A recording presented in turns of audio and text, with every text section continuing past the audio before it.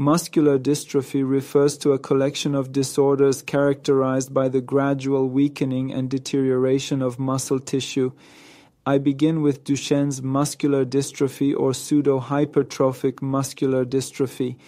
Each muscle fiber is enclosed by a cell membrane called the sarcolemma. The protein dystrophin is essential for the mechanical strength and stability of the sarcolemma. A lack of dystrophin is associated with Duchenne muscular dystrophy. Collagen and adipose tissue are deposited in the muscle, resulting in pseudohypertrophy of the calf muscles. Impairments of Duchenne's muscular dystrophy. 1. Progressive muscle weakness occurs from proximal to distal regions, starting around 3 years of age with initial difficulties in walking and leading to death in late adolescence or early adulthood. By 3 to 6 years of age, they often display a waddling gait and struggle with activities such as running, jumping, and climbing stairs. 2. A positive Gowers sign, which is manifested as patients using their hands to walk up from the thighs. It happens due to weak quadriceps and gluteal muscles. Lumbar lordosis and calf hypertrophy are common features, with the calf muscles having a distinct rubbery texture. 3. Contractures and deformities develop because of muscle imbalances, particularly in the heel cords and tensor fascia lata, along with lumbar lordosis and kyphoscoliosis. 4. Developmental milestones may be delayed. 5. The ability to ambulate will eventually be lost, necessitating the use of a wheelchair. 6. Progressive cardiopulmonary limitations occur over time. Examination in muscular dystrophy. 1. Muscle strength is assessed using manual muscle testing and a dynamometer. 2. Both active and passive range of motion are evaluated. 3. Functional testing is conducted. 4. Skeletal alignment is checked for lordosis, scoliosis, and kyphosis. 5. Respiratory function is assessed through chest excursion during breathing or the use of a spirometer. 6. The need for adaptive equipment is evaluated. Goals and prognosis of physiotherapy interventions. 1. The goal is to maintain mobility for as long as possible by encouraging recreational and functional activities to preserve strength and cardiopulmonary function. 2. Joint range of motion is maintained through active and passive range of motion exercises, as well as positioning devices like prone standers or standing frames. The gastrocnemius and tensor fascia lata are typically the first muscles to shorten. Night splints may be utilized. 3. Electrical stimulation of muscles in younger children has shown a potential to improve contractile ability. 4.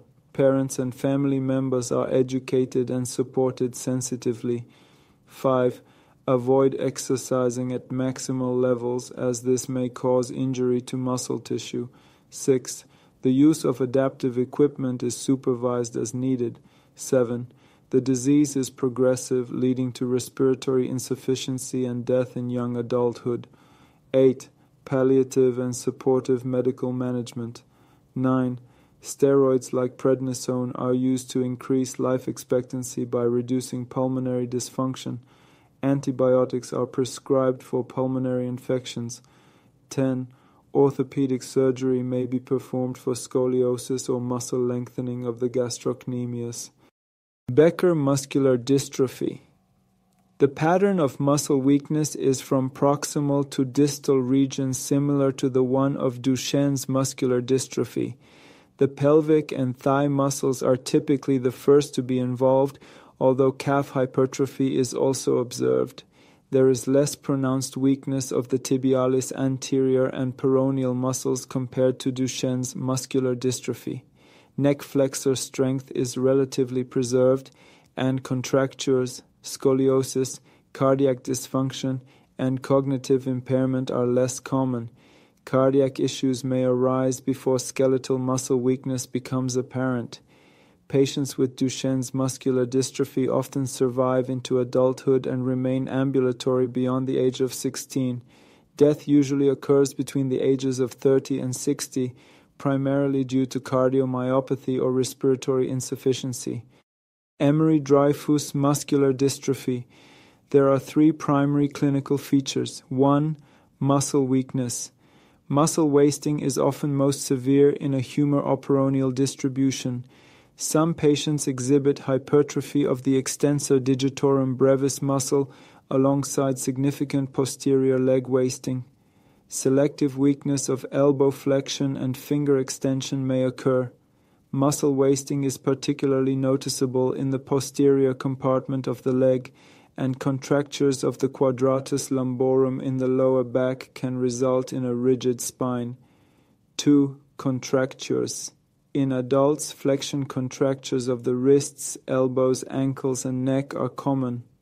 3. Cardiac involvement, which can lead to sudden death. Cardiac involvement typically emerges between the second and fourth decades. Facioscapulohumeral muscular dystrophy.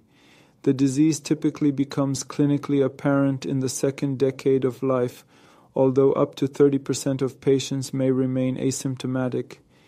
The usual pattern of weakness involves simultaneous scapular fixator and facial muscle weakness. Patients may be unable to whistle, sip through a straw, or blow out their cheeks. They often sleep with their eyes slightly open.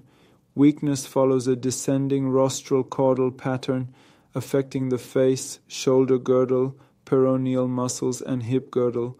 Patients exhibit wide palpebral fissures, reduced facial expression, and a transverse smile. Neck flexor muscles are relatively spared compared to extensors. The shoulders appear forward sloped and rounded, with pectoral atrophy and prominent axillary creases. The scapulae are winged and laterally displaced, with preferential wasting of the lower trapezius muscles. The biceps and triceps are disproportionately wasted compared to the deltoids, creating a Popeye appearance.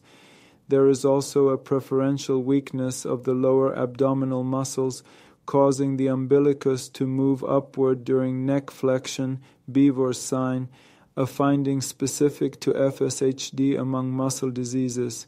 Foot dorsiflexion is affected while the gastrocnemius is spared. Reflexes are diminished. Associated features include hearing loss and retinal telangiectasia. Approximately 5% of patients experience cardiac involvement, primarily manifesting as supraventricular tachyarrhythmias.